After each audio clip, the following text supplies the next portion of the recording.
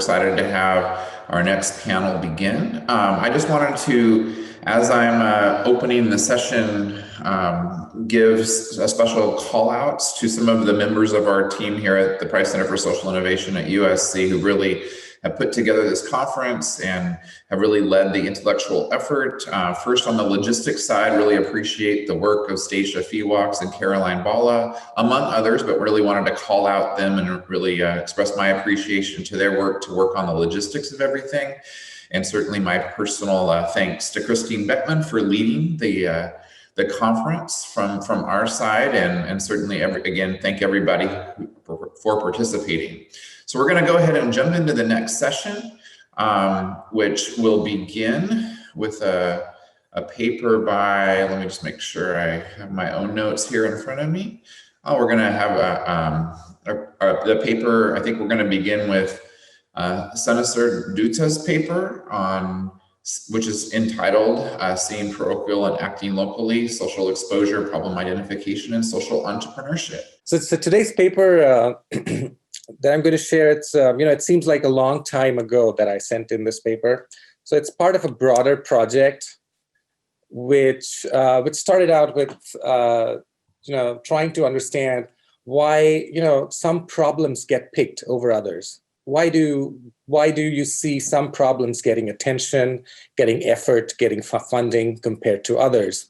And so as I spoke with social entrepreneurs and people involved in the social entrepreneurship ecosystem, one thing sort of stood out in each of those interviews is that there were always personal stories. There were always very, very personal brushes with the problem, sometimes more involved, sometimes a little less.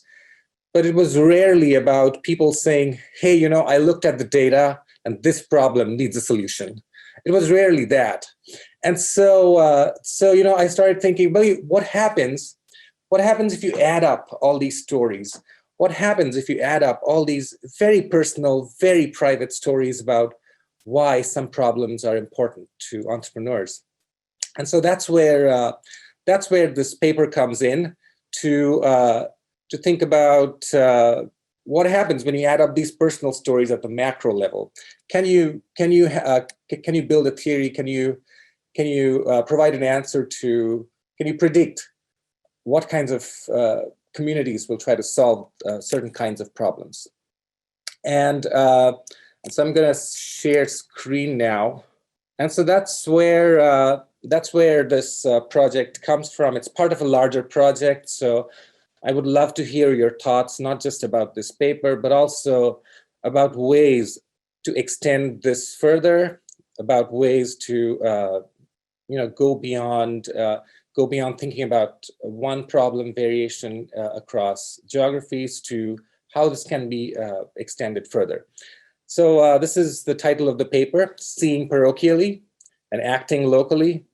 It's a play on the fact that you say, think globally, act locally. Well, but turns out people see problems very parochially. And so that's where the wordplay comes in the title. I'm at Minnesota, and that's Goldie the Gopher, our mascot for football. And yeah. And so when we had just moved to Minnesota, by the way, I wanted to share, when we had just moved to Minnesota, I went to a sandwich shop with my family in the university area, and I saw a giant statue of Goldie Gopher, who's the mascot. And I told my daughter, look, Shipra, look at that giant squirrel. And everybody in the sandwich shop looked at me in horror. And some of them corrected me, that's a gopher, that's our mascot, of this 55,000 person university.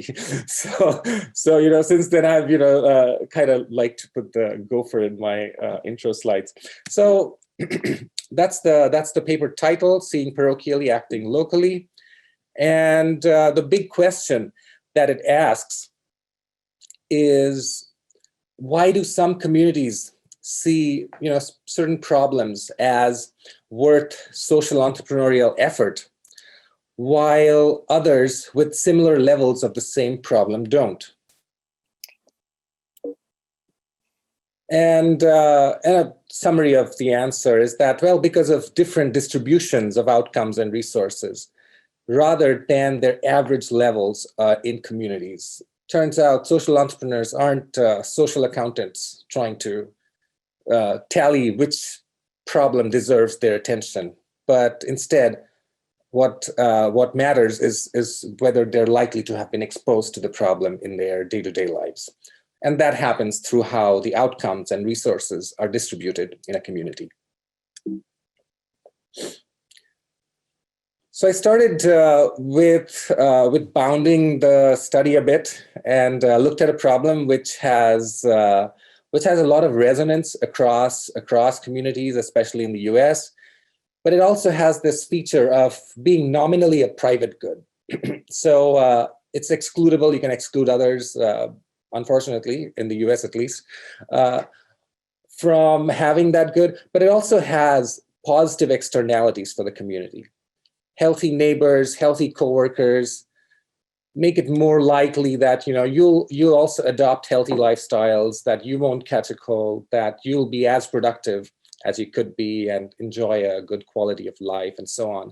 And so here's this particular problem that is nominally a private good, but has positive externalities for the community.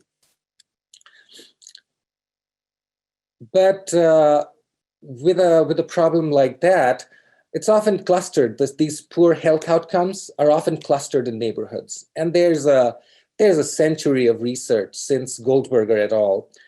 That have found this perplexing feature of places being closely tied to certain kinds of health outcomes.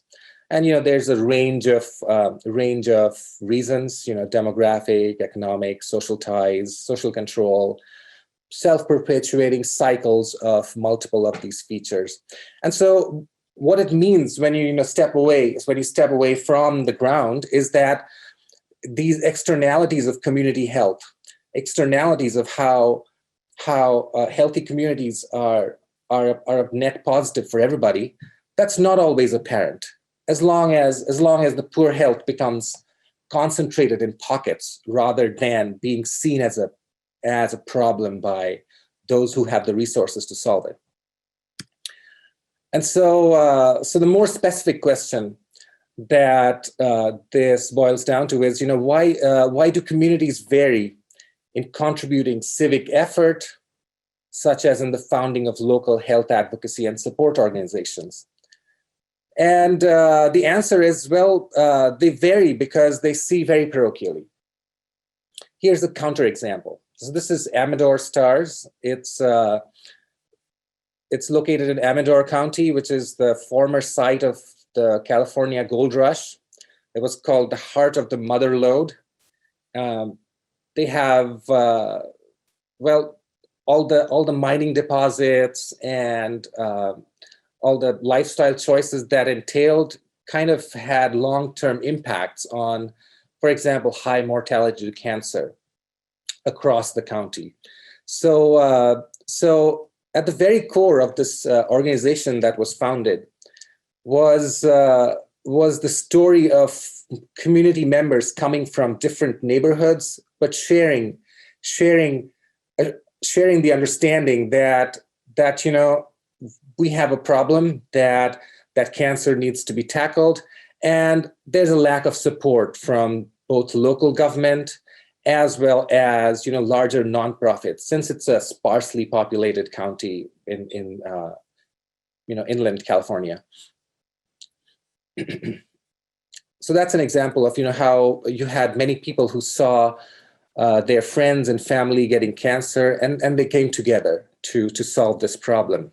So what does this mean when you aggregate across multiple places? That what drives the extent to which community health is seen as a shared cause depends on how the health outcomes or stimuli are distributed within the community, so are they concentrated in some neighborhoods, or is it something that people across walks of life, people across neighborhoods have experienced? And secondly, This experience is often a driver of action, more or less based on how people in one neighborhood are able to put other neighborhoods out of their minds. And that happens through high residential segregation. When you imagine your world exists comprised of people that who are in similar social, economic, and racial classes, and so on. And so even if outcomes and stimuli are more evenly distributed, I argue that when there's a lot of residential segregation on income and race, even when problems are experienced as a shared cause, they fail to generate entrepreneurial action. And so there's the answer in the paper is that what matters is the distribution of outcomes, distribution of stimuli within the community, not aggregate levels of need. And there's a moderator, which is, and this effect, the big box on the top, is moderated by the extent to which there's residential segregation on income and race, and not average levels of resources, not average levels of diversity that drive people to try to solve these problems when they see a need. So I look at a particular outcome, foundings of local non-federated healthcare advocacy support nonprofits in a county in any year. I wanted to carefully define that because that's very relevant to the processes being studied. We looked at 501c3 public charities identified by NTE codes. I use E through N that are the E through H that are the health-related ones. It excludes foundings of branches of federated organizations, religious or non-religious, and it excludes hospitals because you can't decide, hey, this cancer needs to be solved. Why don't I found a hospital? Well, that's a bit hard from civic effort alone. There's a lot of professional and capital resources that are required. So I focus on founding of healthcare advocacy and support nonprofits, but excludes group organizations and hospitals. The stimulus that I focus on is medical mortality. It's a powerful stimulus. And I could have chosen morbidity, that is, just illness, but it's a bit weak as a stimulus. So I focused on a very powerful stimulus, that is medical mortality. So Claude Fisher, for example, talks about how in the modern context, death is not normal at all. That is much more scarier, much more painful for being so much more rare due to medical conditions. And secondly, it's perceived as an absolute bad. Sometimes when people have addiction issues or illnesses, others might blame them for their lifestyle choices. But turns out when people die, you don't blame them for their things they did that led to their death. So there's this interesting study by Barron and Hubel from 2002, who found out that respondents view death as equally worse than normal health, blindness, or paralysis, and so on. So turns out death is a categorically bad outcome that's incomparable to any sliding scale of illness or health conditions. And so I wanted to use the distribution of this of medical mortality because it provides a very powerful stimulus that is often acknowledged rather than just illness, which often people don't. There's methodological reasons for choosing medical mortality as the stimulus of a problem. There's the issue that outcomes can be identified with certainty. So you can look at death certificates, and that gives you the exact residential location of the person and not just which hospital they went to. It's invariant in acuteness, so you don't have to split hairs about how bad is it. And it can't be overcome. So it attenuates beliefs about who deserved and who didn't. So it turns out broadly, people believe nobody deserves to die just due to illness. And there's a final reason that's important is that the timing of mortality turns out is fairly random, significantly random. So there's a medical study done where, people at high risk and moderate risk, you might place them in different risk categories, but the exact timing of mortality has a lot of random variation for various complex mix of reasons. So the first specific hypothesis is that the number of foundings of local healthcare advocacy and support organizations will be greater when past mortality to medical conditions is more distributed across neighborhoods rather than concentrated in a few. I just wanted to apologize for interruption. We have about 2 minutes left. Oh, really? Okay. There's the moderation that H1 is further moderated negatively by income disparity between neighborhoods and segregation on race and ethnicity. So a quick summary of spatial diversity. I use zip codes as subunits within counties, within California counties. I calculate Shannon Index of Diversity, and you find that this is largely it's not a persistent variation of any kind. So you have a coastal county where the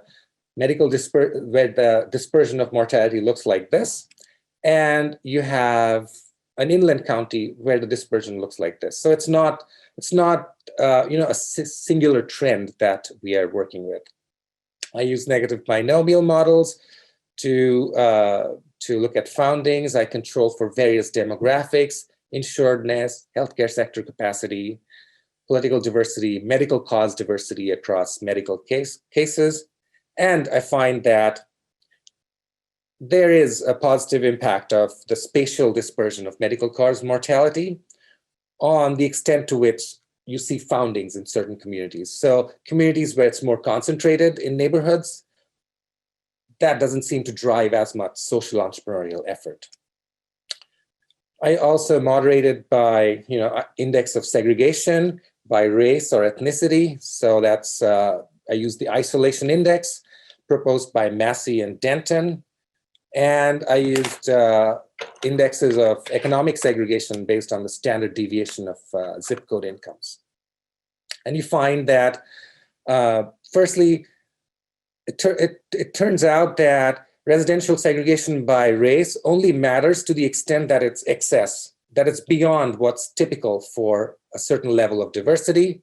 And so when communities are more racially segregated, even when they're exposed to problems, even when they're exposed to medical cause mortality, it leads to fewer foundings. And you see the trend here where when you have low spatial dispersion of mortality, there's lower foundings.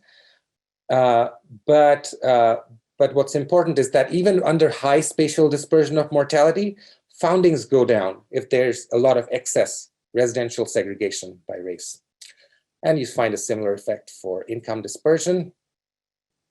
So I wanted to conclude in the 30 seconds, what about the supply of prospective social entrepreneurs? And it turns out that social entrepreneurs behave unlike normal entrepreneurs. While entrepreneurs rush to attractive industries, nonprofit social entrepreneurs are more valuable. Potential nonprofit social entrepreneurs are more valuable in the absence of a widespread stimulus for founding. And secondly, instead of positive spillovers, you see actually crowding out. So if a neighboring county has lots of nonprofits in healthcare, you see fewer of those being founded locally. So anyway, these are the conclusions, and they repeat pretty much how I introduced the paper, in that problems are paid attention to based on not their need, but turns out the distribution of need within communities. I would love to these are some future directions I can think of, but I'd love to hear your thoughts on it as well. Well, thank you so much. Those are really interesting findings, and certainly have my mind thinking about possible extensions, and look forward to following up with you. Next up, we have Mariah Besharov, who's going to be presenting her work on organizational hybridity, social enterprise, and social innovation. I have a very different paper from everything we've heard so far. So this is a conceptual paper, and I'm going to be kind of liberal in trying on the paper and some other work as I go through. And really, my focus is on sort of disentangling, as the title says, hybridity, social enterprise, and social innovation, both with an eye towards advancing theoretical conversations, but also advancing our contributions to practice. And really, the impetus for this chapter is, this set of, before I get there, the work that I've been doing over the last, 10 to 15 years, along with a bunch of colleagues on social enterprise, looking at it through the lens of hybridity. And sort of as that field has emerged and as those conversations has developed, my sense and the point of the paper is really to sort of take stock and say, where do we need to deepen? Where do we need to disentangle? Where do we need to broaden? So I'm not going to spend too long on the phenomenon, but we're all very familiar with the ways in which the boundaries are blurring between business and social sectors. Even more so right now amidst some of the very challenging social issues that we're grappling with.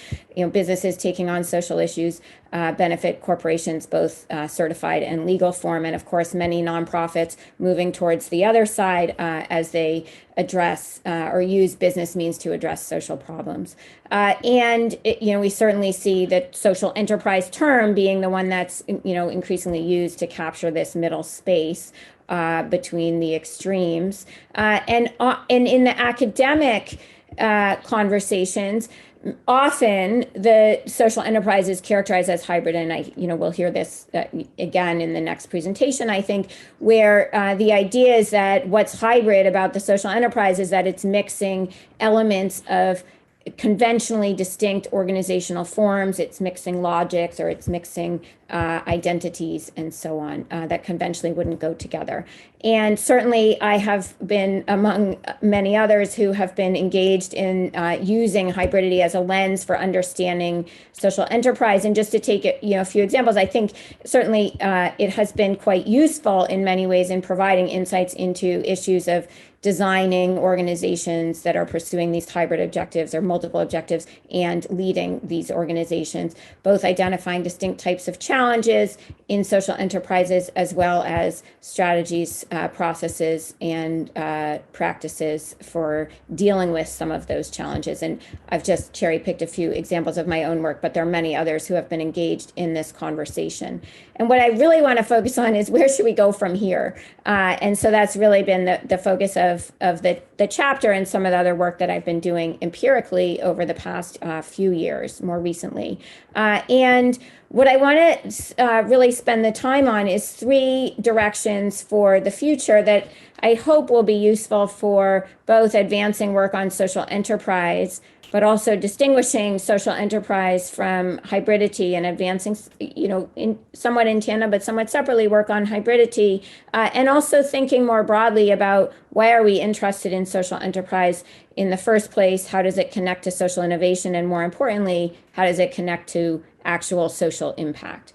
So let me just start in with the first of these, which is to think about expanding our conceptual lenses beyond hybridity to bring additional perspectives to bear on social enterprise and on social innovation. And I think, in fact, Sunasir's talk was a good example of this, right? He didn't talk much at all about the hybrid aspects of social enterprises, but really was trying to unpack what explains their founding, right? And in fact, not just what explains why people might found hybrid social ventures as opposed to others, but why might people be, what explains what is driving foundings or an activity of these kinds of organizations, right? So I think a great example, there are many others that have been published in recent years and certainly in ongoing work that are drawing on different kinds of perspectives to make sense of the emergence, the nature and the consequences or outcomes of social enterprise. And so I think that's a direction that I hope will continue, not necessarily at the expense of looking at the hybrid aspects of social enterprise, but certainly as equally important.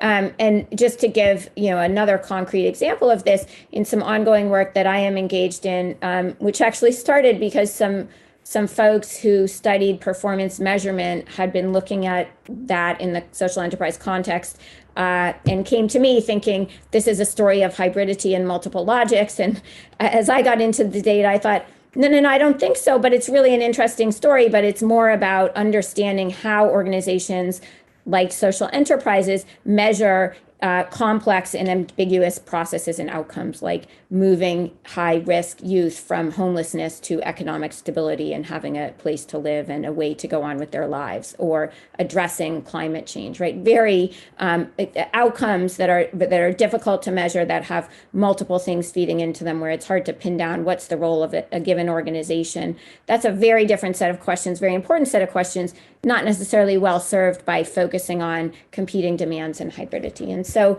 the sort of openness to expand beyond hybridity as a lens, I think, can be really valuable for shedding light on important questions about social enterprise. The other piece of this is that, and this I think links back to Gary's definition at the outset of social innovation, is that social enterprise isn't the only form of organizing that contributes to or generates social innovation, right? And so I think, thinking much more broadly about what are the different kinds of organizing activities that are going on in the service of social innovation is particularly important. And in particular, we can think about social entrepreneurship, right? Activity within large firms. So that the image here is from a now quite old article about the time when Burt's Bees was acquired by Clorox, right? Can Burt's Bees turn Clorox green?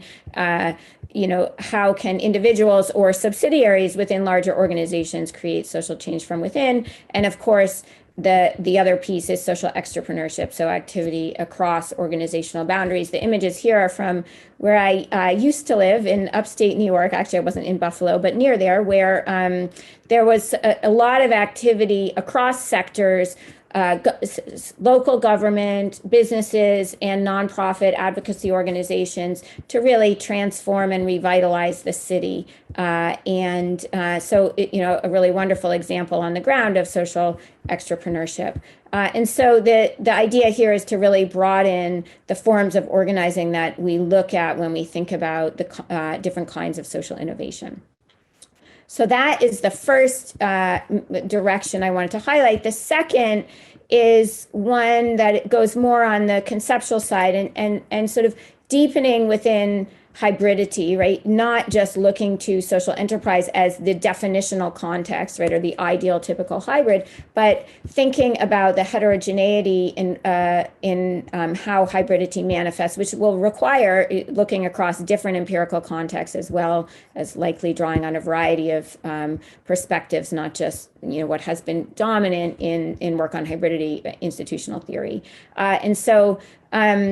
One way that this might be done, this is a framework that comes from a forthcoming Research in the Sociology of Organizations volume that I've just finished co-editing with Bjorn Mitzenik, is to think about first, the different ways in which hybrids might vary internally. How compatible are the elements? Is there one more central than the other? How many? And how are they structured? Are they integrated or separated? But then putting that in, and organizations will vary, social enterprises will vary, but looking beyond that context can be particularly helpful. Putting that in the context of fields that are at different points in their evolution over time as well. And so, I've sort of thrown off a big complex framework, but the idea here is to think about how might we better understand the dynamics internally of hybridity and in institutional context, and doing that likely requires considering settings well beyond social enterprise. And of course, there's plenty of work that's already being done on this. This is sort of more of a reminder to broaden our contexts. And so that's really the second point, is that there's lots, I think, to be learned about hybrid organizations, hybrid organizing, hybridity at the field level by going beyond the social enterprise context and thinking about some of these other aspects of hybridity. And then the third, and to my mind, maybe the most compelling at the moment, given the state of our world, is really thinking about the move from focusing on social innovation to social impact. And considering not just what drives social innovation, but anchoring on different global challenges that we're facing in the world and thinking about what are the range of organizing approaches that really move the needle on these global challenges. And so I'm drawing here on ideas from Christian Silos and Johanna Meyer in their 2017 book, where they really emphasize that social impact is the result of the combination of innovation and scaling, right? And so if we're really just focused on social innovation, we're not fully attending to what is necessarily moving the needle on social problems, right? That organizations need to both innovate and then identify innovations that work and scale them. And so building on that idea, we want to think about not just studying innovation, but studying sort of the whole cycle here. And in doing so, thinking about impact, not just as breadth, but also in terms of depth, right? So what does scaling and innovation mean? It doesn't necessarily mean taking it global, although it could. It could mean really deepening it within a particular community, for example. And one of the ways, just to wrap up, that I have been trying to engage in this in my own work, in some ways, and this is, of course, many people are using the SDGs as a touch point, but I do think it, for all the discussion about whether this is a useful frame, I think it is at least a useful starting point for anchoring on global challenges. And just to give a quick illustration, in an ongoing project that I have, really trying to anchor on the interlinked problems of food and climate. And as this slide suggests, how can we feed a future population of 10 billion people a healthy diet within planetary boundaries, right? These are both huge challenges. They're connected. This is images of an organization that's put together a consortium of really large firms, but also working with smaller grassroots organizations to address these questions. And so, just to illustrate, one of the ways that I've been trying to get at this is by looking at some of the grassroots activity that's attempting to tackle this big problem in the form of creating change in local food systems. And we start to see here the different kinds of impact strategies that are emerging. And so I know I'm almost out of time. I'm not going to go into detail, but just a little teaser on the Food Systems Project, the range of sort of change strategies from really working outside the system to build an alternative towards working within the system to create change from within. And so just an example of project that is really trying to anchor on a problem in the world, move beyond the lens of hybridity, and move beyond understanding the internal dynamics of social enterprise to think more broadly about the different organizing approaches that contribute to impact. I'm not going to unpack the details here in the interest of time, but happy to share all the slides. I think I'm almost out of time. I will wrap up just with these again. I think there's a lot of opportunity in work on social enterprise and social innovation to draw on a wide array of other perspectives, and we've just seen a great example of that. There's also, I think, great opportunity to draw on a wide array of other empirical contexts to deepen our understanding of hybridity as well as other levels of analysis. And then, most importantly, I think to move towards anchoring on global challenges and thinking about what are the different organizing approaches that create impact, not just create innovation. Thank you. That's it. Thank you so much, Mariah. So next up is Maria Ballesteros Sola, presenting the paper Understanding Hybrid Organizations' Responses to Conflicting Logics. So it's an honor to present after Maya, and I follow your work are close. Just to give you a little bit of background of the motivation of my research, I do teach social enterprise, and I work with nonprofits that at some point when I start a social enterprise and they come to my courses and they want the students to write a business plan for this new social enterprise. So around 2012, I started to get into the literature of how those nonprofits started to be interested in earned income strategies. And I think there was this growing expectation that this was going to be the silver bullets that was going to solve the problems of all those nonprofits. So I approached the question from a research perspective. I also got into hybrid literature, I realized that no many of those research were actually paying attention to this special locus, but I also approached it from a practitioner perspective because I wanted to get some insights to advise the nonprofits that I was dealing with. So in terms of obviously where I'm going to be focusing my effort, I want to emphasize that this is a contest of low hybridity.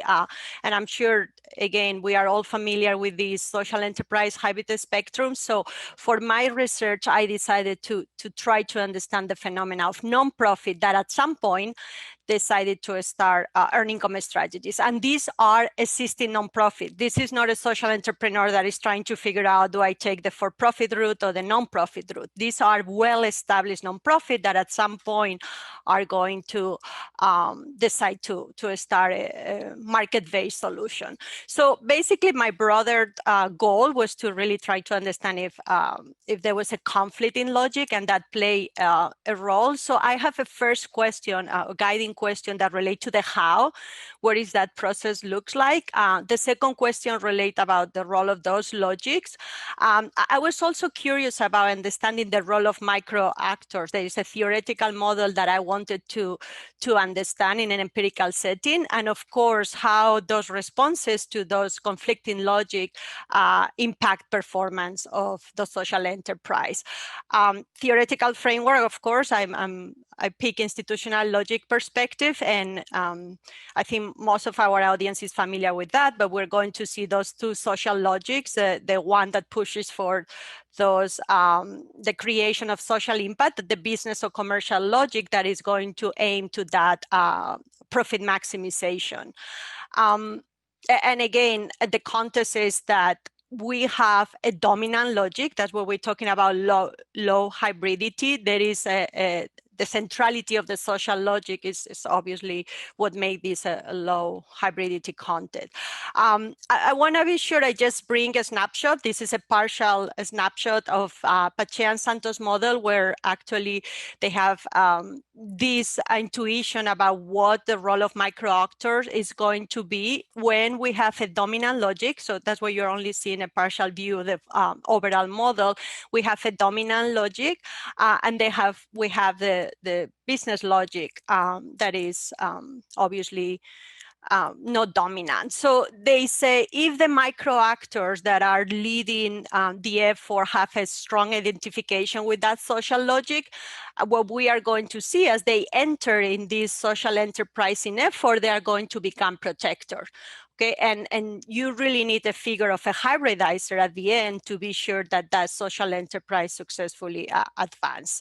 So I will come back to this to see what the data told me about those. Just to give you context on the methods, I end up picking only 3 social enterprises in the context of 501c3s. We started with a big sample of 7 501c3s in Southern California, but we were looking for maximum variation, and we end up just picking 3 because we identified that the maturity level of the social enterprise was going to be very important, and we conducted an exploratory multi-case study. So these are the 3 nonprofit. I think 2 of them are very well known, and I'll get to those. But the first one is Community Root Gardens, and this is a small nonprofit. They roughly have around 100,000 of annual budget, and they are attached to a church in Oxnard, close to our campus. And I want to emphasize this is a non-WISE, and they decided to start this social enterprise that they call Farmer for a Day, where they will be bringing corporations and a small business that want to develop some workshops for team building, and they were facilitating those workshops, and they were going to charge for them. That was the point of that social enterprise. The second nonprofit in the sample is Habitat for Humanity. It's obviously a very well-known international organization founded in '76 by a pastor named Jordan, but we are just focusing here on one of the chapters, the Ventura chapters, and they roughly have around 5 million of annual budget. Their social enterprise, the one that we analyze, is this second-hand store called Restore, and our third nonprofit is Homeboys, very well known here in downtown LA, and actually Father Boyle, the Jesuit founder, is received this morning the Hilton Foundation. So it's interesting. We are talking about them, but they have 21 million roughly of annual budget, and 31% of those 21 millions come from social enterprises. So again, our initial selection of the nonprofits was really looking for variation, but as we get into the data, what we are starting to see that there was a maturity level in the adoption of those social enterprises. Just to give you a flavor of what data we collected, we did get interviews with internal respondent and external, and we talked to a few experts in the field. We conducted both participant and non-participant observation, and we have plenty of archival documents because we're talking about nonprofit, especially Homeboys with 30 plus years of existence.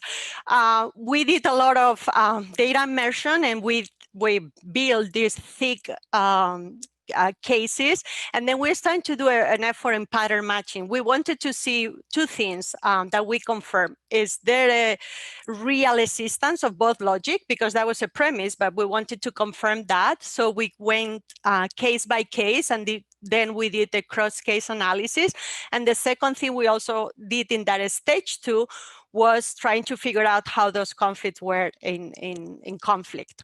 And from there, we developed a typology that I will be sharing and a conceptual model. So those two premises that I just mentioned, they were confirmed. And we use Battilana and Dorado, some of the dimensions that they use to qualify each of the logic, but we expand that structure to these 8 dimensions. So for each of these dimensions, we found evidence for both logic in the 3 nonprofit, but we also confirm obviously that there is tensions. And for that, we use the Smith and Lewis 2011 framework. So we uncover performing tensions because they were inconsistent goals and strategies.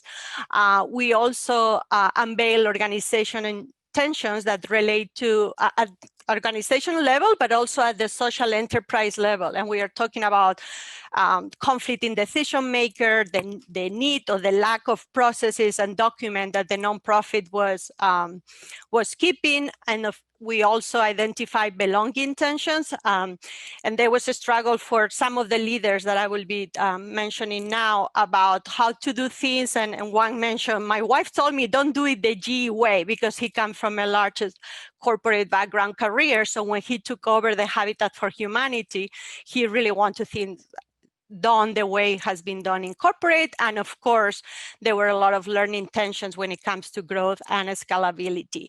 So with that, those two premise confirmed, what we are starting to realize is that each of these cases were at a different level of maturity. And in fact, what happened is that the Habitat for Humanity became a case that we were not expecting. It became a revelatory case. So this is the process and the typology we identified. There is a trigger for those existing nonprofit to start the social enterprise, and some nonprofit, and in our case represented by the small nonprofit, that effort become stop. Again, we call it the egg. It's a stall hybridization, and in some cases, after a few years, it might fail, and what we're calling a failed hybrid. In some other cases, what we see, and that's what I'm calling Habitat a revelatory case, it becomes an organization in transition.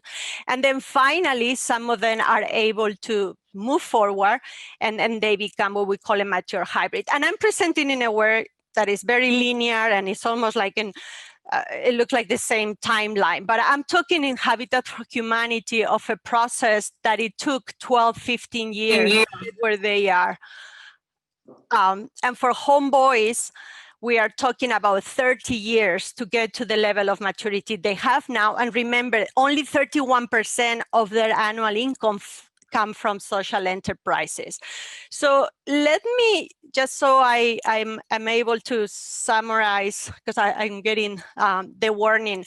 For each of the types within this process, we identify some dominant themes.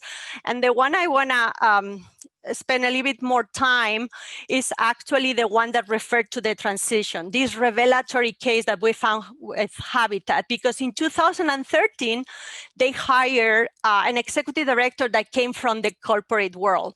And they had been running this restore secondhand stores for 10, 12 years without much success. It seems like the board treated it as an afterthought. They hired some executive directors and told them, do not worry about the stores. They are a waste of time.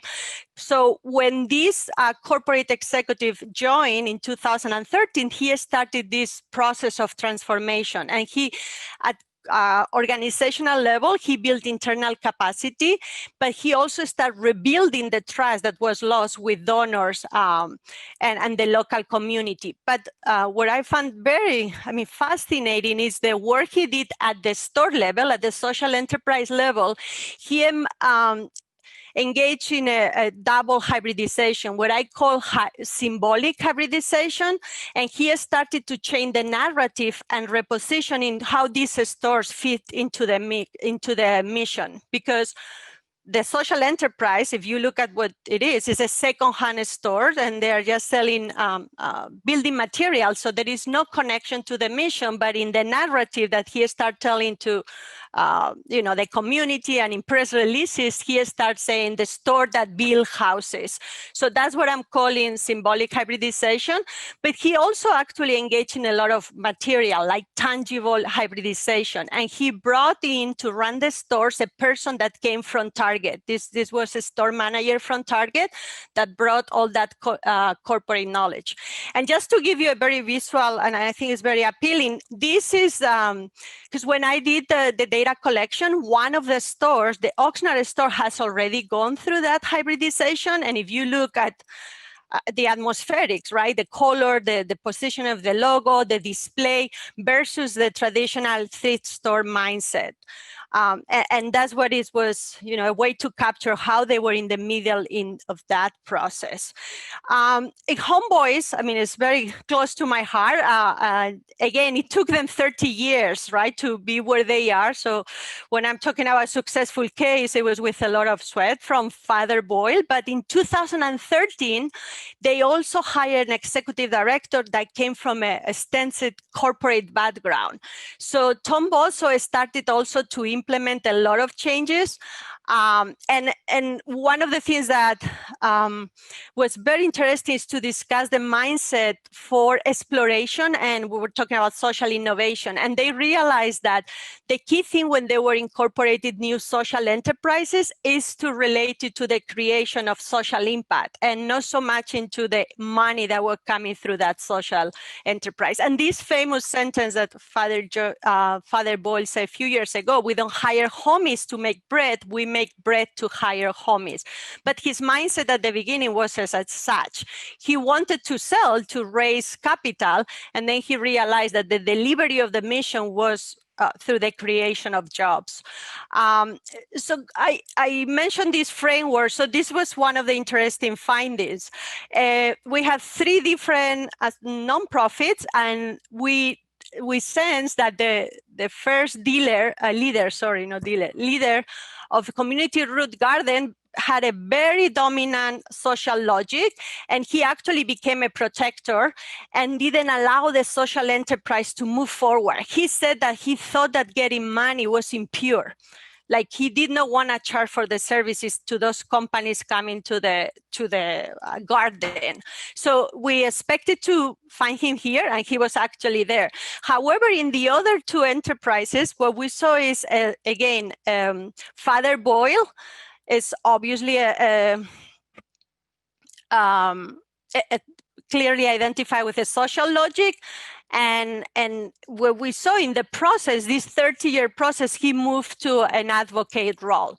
And finally, we have the two leaders from corporate that move from that outsider role, because they were highly identified with a business logic. They come from a corporate background. Through the process of hybridization of the organization, they were also becoming hybridizers. So it ran in parallel, the organization and the micro actors.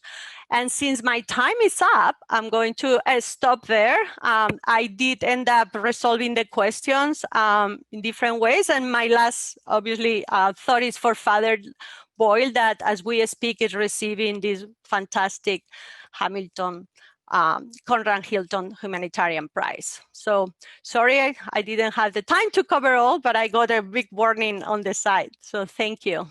Thank you so much, Maria. And then to conclude this session, we have Jill Kitkel to provide some comments. And then to conclude our summit, Christine Beckman will do so. All right, fantastic. So really wonderful, three wonderful papers here. All the papers just bridge across a combination of the micro, meso, macro levels in social enterprise. So commend you for all your work and being a part of this conference. They also bridge, across both conceptual and also empirical too as well on the levels. And really looking at theory and practice. What does it actually mean to innovate and have impact within hybrid organizations? But then also, how do we also scale, and where do we look for communities to create impact, and what does that mean, and how we develop that? So I'd like to open up, Maria, I'm such a fan of yours, and this work is so familiar because I remember this in your PhD dissertation. So just really pleased that you're moving the needle forward and continue to present this work. So Maria, and I'm also familiar with your background too. So I'm going to press a little bit in terms of now your work now in leading the movement on B corporations. And this work, that this paper that you mentioned today is so much embedded within, of course, the nonprofit space. But if we look at the for-profit B corporation space, and you look at some of the dominant themes that we were talking about in hybridity, how do you think some of your findings would actually differ? And that may be a broad, and it's probably crossing over into some of the work that you're doing, some of the relevant work you're doing now. Mm-hmm. I'm glad you're bringing the B academics, and one of my co-founders is also in the room. So Joel, feel free to jump. This is the big difference between the B Corps is that the form, right? We talk about hybridity, obviously informs the rationale or the identity, but a B Corp is coming from a very different perspective because they are opting for a for-profit organizational structure, right? And in the paper that I presented, I'm on the other side of the spectrum. These are organizations that from day one, and interestingly, they all have a Christian background. That's what I was so interested in hearing about Caritas work. But we are literally moving from the different extremes on the spectrum. So this is the entrepreneur that opt in for a for-profit structure is making a decision that some of the challenge that I'm going to be finding with my donors, with including the IRS, right? When I report on my 990, I'm not going to find it in the for-profit organizational form that B Corps have to embrace. So I will say that that's determined, that the form that they opt in from the beginning is different, and that have consequences. And you could argue that the centrality of the mission is stronger in a nonprofit because they are going to be able to transfer resources from donors. The Homeboys case is very interesting because it costs them 3 times to hire one of these homies. So they need to compensate the money that they are doing from the social enterprise to be able to pay them 3 times with donors. They they thought that they could actually get 50% of the annual revenues from social enterprise, and that's not the case because the labor cost is so high. So, but the centrality of the mission forced to this resource transfer from donations, which you are not going to see on the B Corp side of the spectrum because there is no tax benefit for the donors. Right. Yeah, great. Thanks, Maria.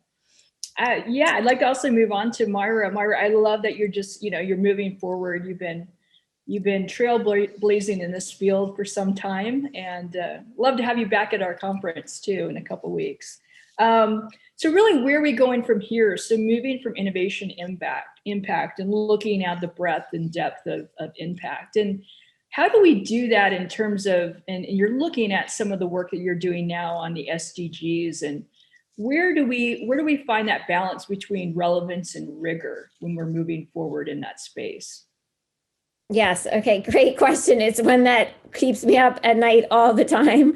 And I mean, it's interesting, I'm sort of tempted to answer that honestly by drawing on some of the ideas from my 2019 ASQ paper with Wendy Smith, not the substance. I mean, the idea of that framework that we develop in that paper, which is one of having guardrails and moving between them, I actually think is quite useful for thinking about balancing rigor and relevance. And it is one of the ways that I have tried to do that in my own work, which is, both are important. You need sort of reminders and anchor points for both of them in your, world that you're operating in. And that might be continuing to speak with practitioners, people who are working on addressing who are experiencing the kinds of social issues that we're trying to understand as academics. Like that's one kind of guardrail on that side, but also obviously engaging in conversations like this one, engaging with journals, engaging in, academic conversation, reading, colleagues, and so on as sort of the other side of the other guardrail, right? And I honestly view any one project as sort of somewhere in that space, right? And so I think that's a high level way to think about it. I do think that an important shift for me has been, what is the starting point? And the starting point has got to have an element of what's the real challenge in the world that we're trying to understand here. And then what kinds of concepts can we bring to bear? So I'll just, share sort of my newest, I talked about the food systems project, but I can tell you sort of something that feels even more out there given the work that I've done is, looking at how organizations are responding to COVID and efforts to engage in a range of activities, including, mass asymptomatic testing.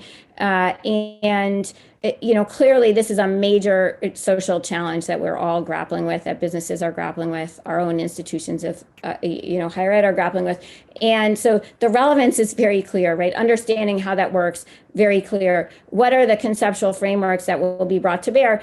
To be determined, right? But, so that's sort of a project at one extreme. They're clearly, I talked about the RSO volume, which is really sort of anchored in the academic conversation around hybridity. That's clearly at the other extreme. And so I think about, both within and across projects, finding that balance, not every project having the same mix, right? But the portfolio moving over time in that space of having both.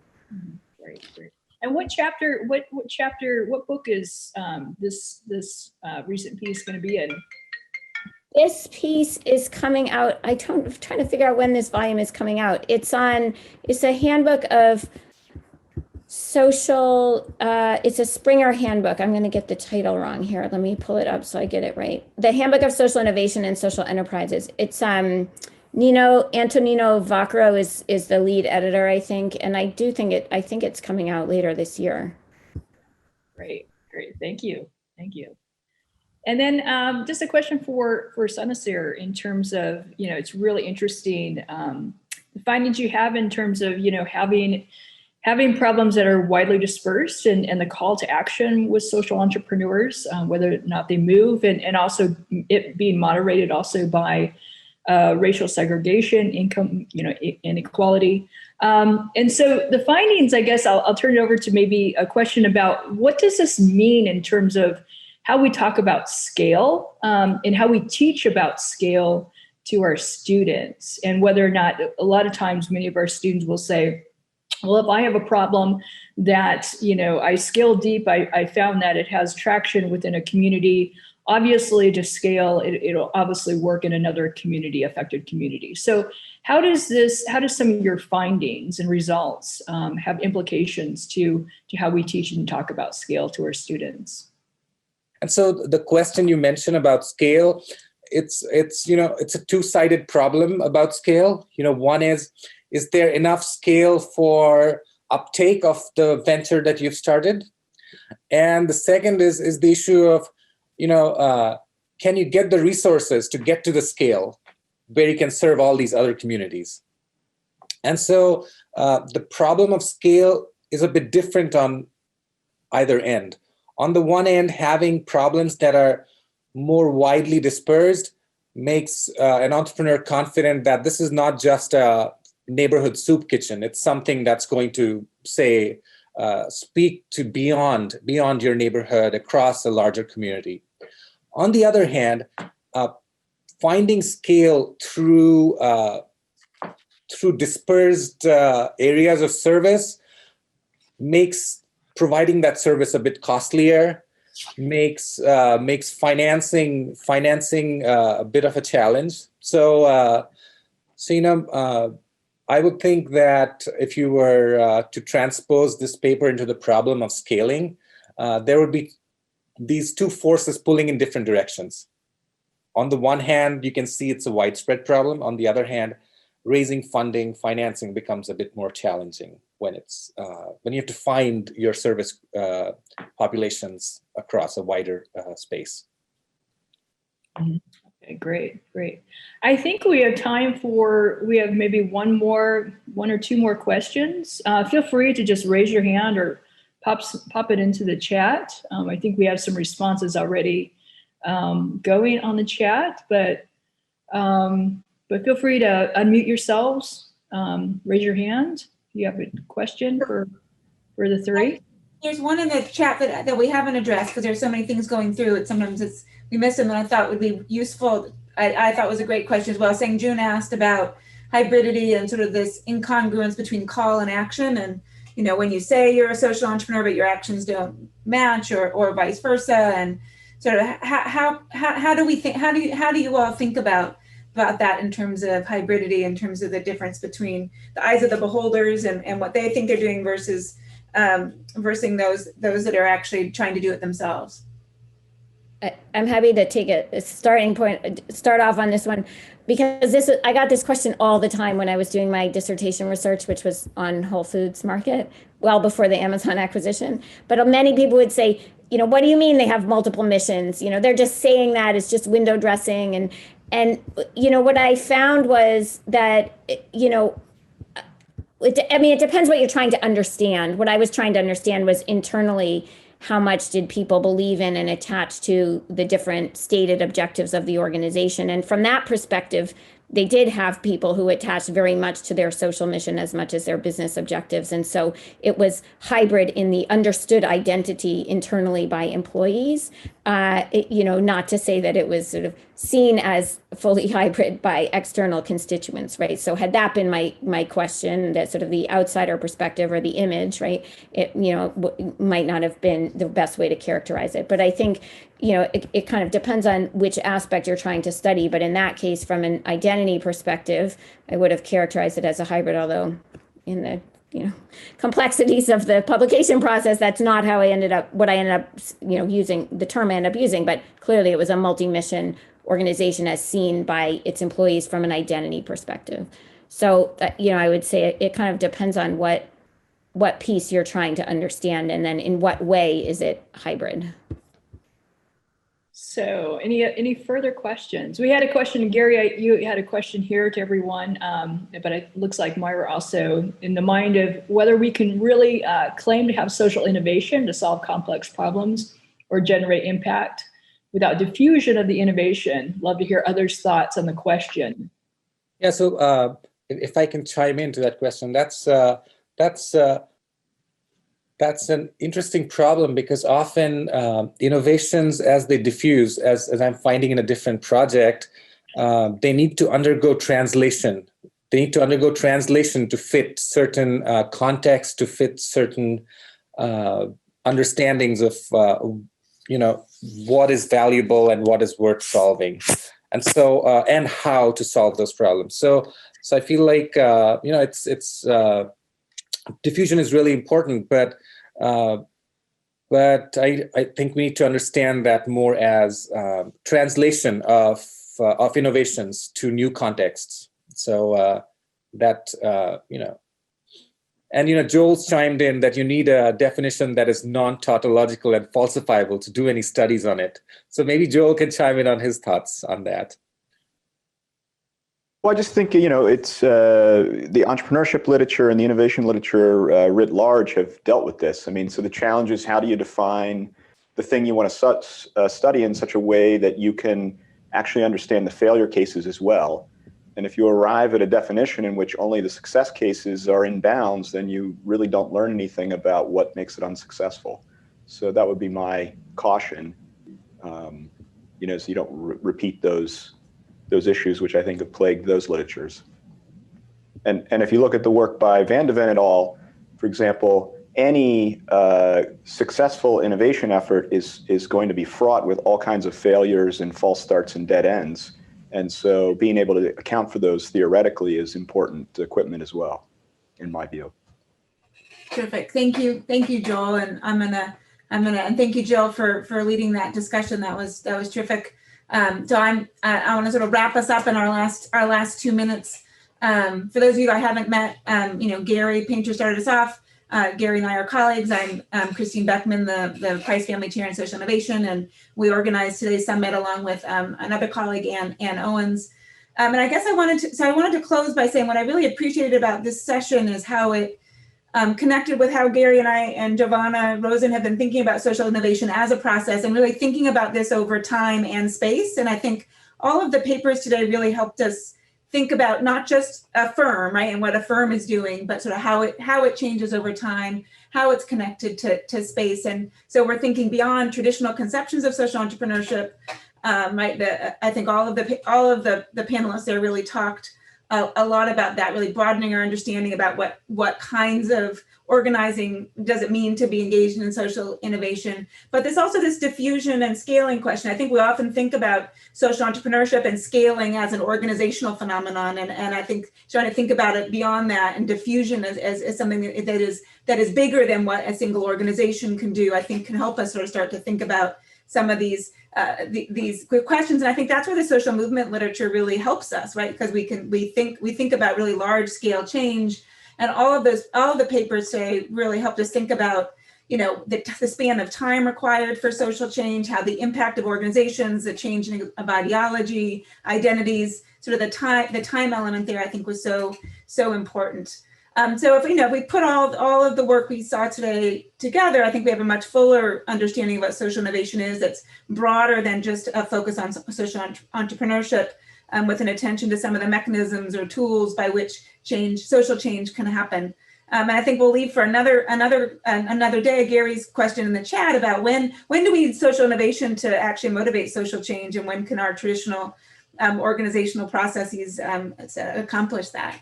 But thank you all for a terrific session, everyone for participating, to the panelists and the discussants in particular, as well as our first panel 2 weeks ago. So our goal in holding this summit was to hear about all the exciting research in the field, of course, stimulate a broader conversation around social innovation, and build and support this terrific community of scholars engaged in this work. So thank you for making that happen, and look forward to the next opportunity to engage with all of you.